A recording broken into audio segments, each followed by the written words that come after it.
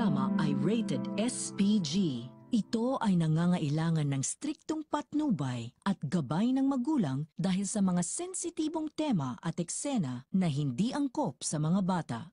Matapos nga ang naging raid sa warehouse ni Ramon, ay isa si David sa paiimbestigahan ng mga kapulisan dahil nga nakita ng mga pulis ang ID ni David na nalaglag sa loob ng warehouse ni Ramon kung saan isinagawa ang raid at isa nga ito sa matibay na ebidensyang tinitingnan ng mga kapulisan at sigurado umanong sangkot si David sa isang malaking sindikato.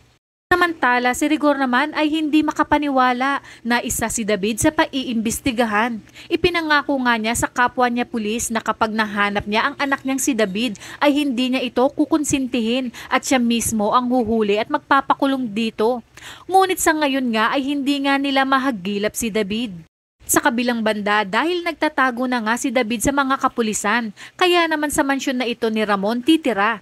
Sinabi nga ni Olga kay David na habang nasa mansyon ito ay mag-iingat ito na hindi siya makita nila Mokang at habang siya ay nagpapagaling sa kanyang tama ng bala na nangyaring raid sa warehouse.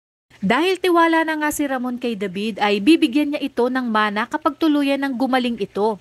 Ngunit sa hindi inaasahang pangyayari ay magkikita na ang tunay na mag-amang Ramon at Tanggol at dahil nasa mansyon nga si David dahil nagpapagaling ay tuluyan ng hindi masisilayan ni Rigor ang anak na si David.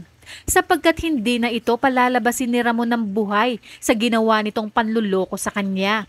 Kaya naman tatapusin na ni Ramon ang impostor na Tanggol habang si Olga naman ay naglilinis ng kanyang sarili at itinanggi na kasabwat siya ni David. Ayon nga kay Olga na isa din siya sa napaniwala ni David, ngunit sadyang matalino si Ramon dahil hindi ito maniniwala sa sinasabi ni Olga.